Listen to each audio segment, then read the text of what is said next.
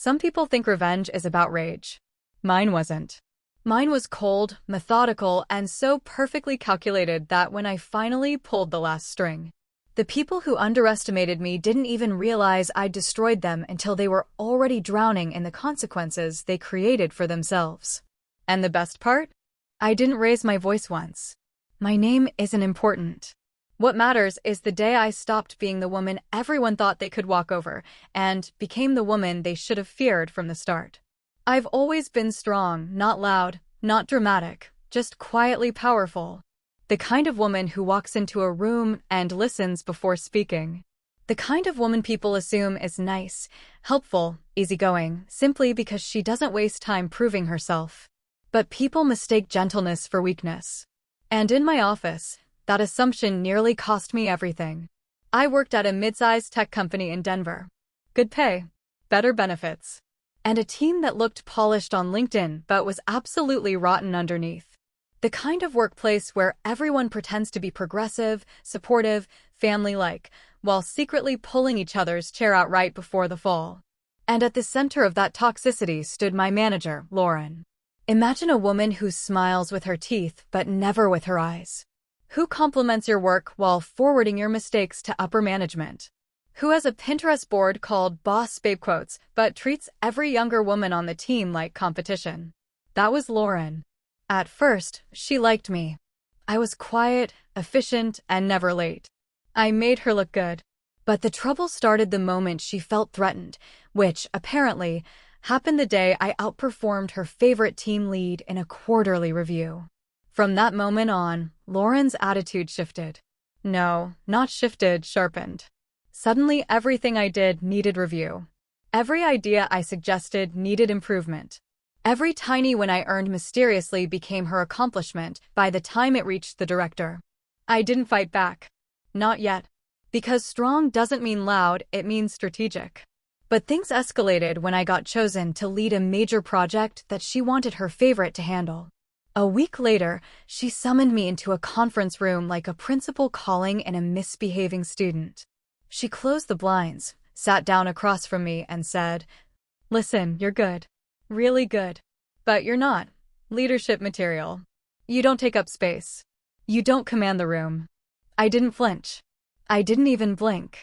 I just folded my hands and waited for her to finish projecting her insecurities onto me. She smirked, thinking she had broken something in me.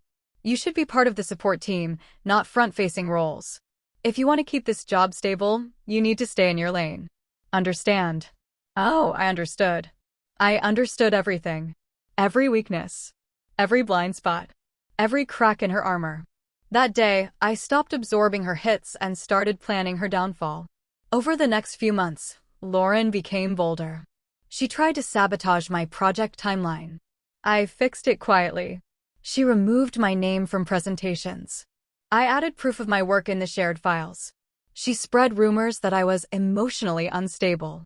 People saw through it, because I was calm even when she was spiraling.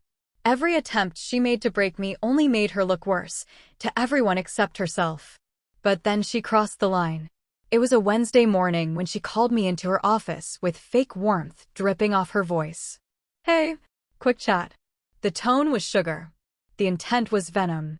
She accused me of creating tension on the team because I wasn't participating in the social culture, meaning I didn't join her little gossip circle during lunch. Then she slid an HR form across the desk. A written warning. Fake. Manufactured. And signed by her alone. I looked at the paper, then at her, and said in the same calm tone I always use, "I assume this is your final mistake?" She blinked. Offended. Confused. She wasn't used to confidence that didn't need volume. "What's that supposed to mean?" she snapped. I gave her the smallest smile, not threatening, not sarcastic, just knowing. "You'll see." She rolled her eyes and dismissed me like a child. But that was the moment she doomed herself. I didn't go to HR. HR protects the company, not the employees. What I did instead was far more effective. Lauren's weakness wasn't her cruelty, it was her ego. I started paying attention to things she thought no one noticed. Who she emailed. What she deleted.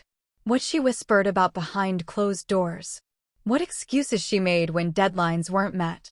How she forwarded confidential drafts to her best friend in another department.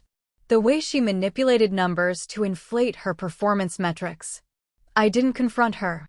I didn't warn her. I simply collected the truth. Because powerful women don't react, they prepare. And then the perfect opportunity fell into my hands. The company announced a surprise internal audit, a deep dive into management performance, communication, documentation, and leadership handling. Lauren panicked. I could smell it.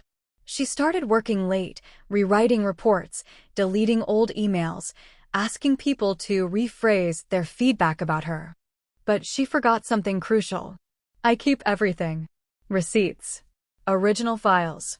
Timestamps. Screenshots. Revisions. Proof of who did what and when. And when the audit team sent out the request for voluntary anonymous statements, I didn't send one. I sent 12.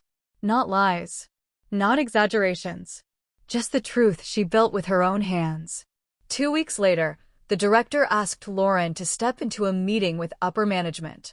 She strutted past my desk wearing confidence like perfume.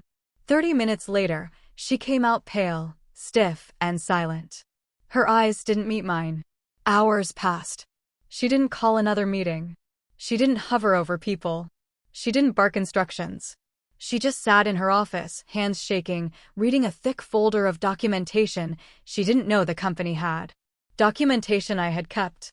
Documentation I organized. Documentation that matched exactly with the audit report she thought she could manipulate. The next morning, she didn't show up. I heard the outcome 2 days later.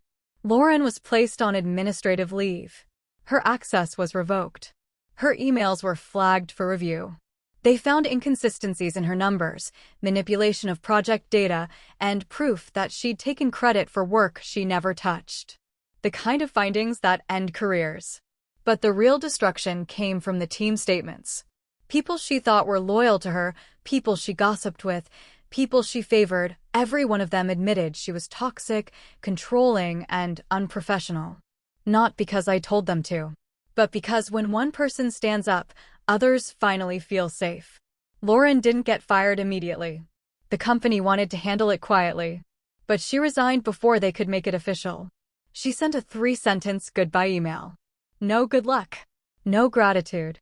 Just shame disguised as a personal decision. Her office was empty by the next morning. She didn't look at me as she walked out, but I watched her calm, steady, unbothered.